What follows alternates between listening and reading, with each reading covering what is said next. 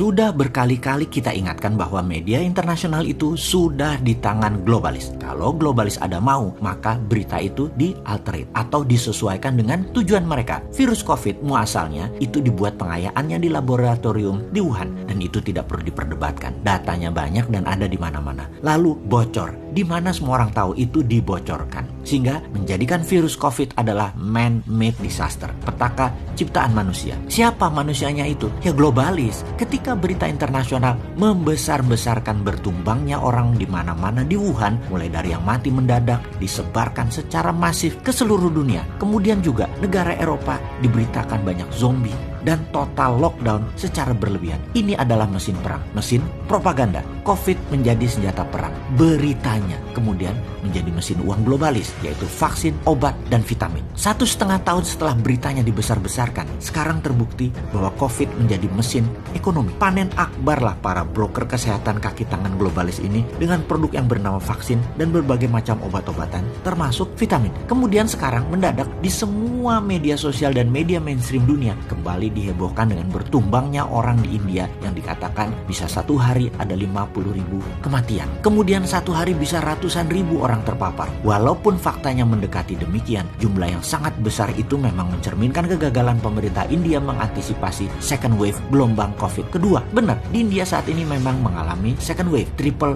mutation, Bengal strain namanya, memapar 300 ribuan kasus baru dan menyebabkan lebih dari 2.300-an kematian dalam satu hari, menempatkan India di urutan nomor 2 dengan 16 juta lebih kasus COVID. Nomor 2 setelah Amerika dengan 32 juta total kasus COVID. India dalam keadaan darurat. Sampai tidak ada kayu untuk mengkremasi pembakaran jenazah untuk melaksanakan kebiasaan di India tersebut. Hal ini membuat dunia mulai menganalisa lagi. Dr. Paul Tambiah, profesor dari National University of Singapore mengatakan, data terbaik menunjukkan bahwa sistem imunitas tubuh manusia yang tinggi jauh lebih bisa merespon multi-mutasi virus ketimbang antibodi vaksin. Kembali ke India. India punya varian double mutation B1617 di Maharashtra, gabungan mutasi dari varian E484Q dan L4523. Kombinasi ketiga strain berbeda lalu menghasilkan triple mutation, yaitu B1618. CSIR, Institute of Genomic and Integrative Biology, menyamakan triple mutation sebagai immune escape varian. Virus menempel di sel manusia dan sembunyi dari imun sistem. Dengan kata lain, Anda belum tentu aman dari berbagai varian ini walaupun Anda sudah divaksin karena kecepatan mutasi virus. Sebagai informasi tambahan, varian India sudah sampai Singapura. Kita harus segera bertindak sejengkal lagi masuk Indonesia. Perang melawan COVID ini, pemerintah harus 2 langkah lebih awal mengantisipasi mutasi virus. Apa itu 2 langkah lebih awal? Kita harus mempunyai alternatif jika ternyata vaksin tidak efektif. Maka percepat riset dan uji klinis dendritik imunoterapi Nusantara atau DINUS. Ini saran New Mind dan produksinya modali dengan printing money. Kembali ke topik awal, yang kita mau tekankan dalam diskusi kali ini adalah cara memberitakannya. Benar-benar targeted dan sangat ditarget. Ini yang disebut propaganda. Siapa yang kita curigai? Tidak ada musuh terbesar globalis dalam produksi vaksin COVID. Dia adalah India. India menjadi target assassin dari intelijen operasinya globalis. Target operasi berita yang direkayasa,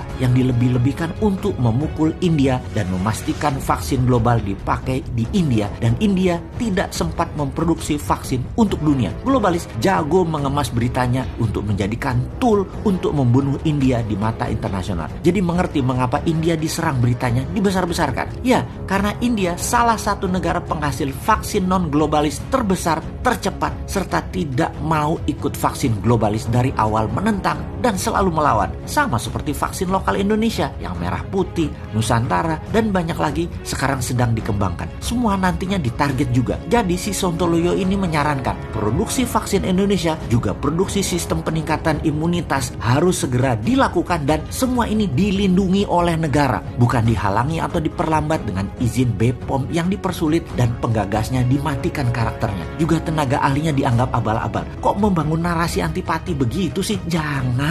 Ini keadaan darurat perang. Bela bangsamu. Mana nasionalismemu? Makanya kaum patriotis nasionalis New Mind ambil posisi. Posisinya adalah pro produk lokal. juga vaksin yang telah dibeli pemerintah tetap didukung, namun kalau bisa 80%-nya atau mayoritas vaksin dan imunitas obatnya lokal karya anak bangsa. Kembali ke sistem perlindungan negara Indonesia. Itulah berkali-kali kita katakan, lobby-lobby politik luar negeri itu penting. Kalau tidak, sebentar lagi Indonesia diindiakan di berita internasionalnya. Bagaimana caranya? Di depan kita pura-pura taat pada globalis. Di dalam negerinya kita percepat produksi dinus. Efeknya berat loh kalau propaganda mematikan Indonesia sudah diluncurkan. Indonesia tidak bisa berumroh, tidak bisa berhaji, turis asing nggak ke Indonesia, produk Indonesia tidak bisa diserap pasar internasional, turis tidak datang ke Indonesia, orang Indonesia tidak bisa keluar negeri, dan banyak pengaruh negatif lainnya. Salah, jangan banyak mikir lagi. Sudah dibantu analisanya sama kaum New Mind. Actionnya jelas, menangkan perang melawan COVID dengan strategi politik luar negeri, printing money, vitamin gratis, genus gratis, vaksin lokal, dan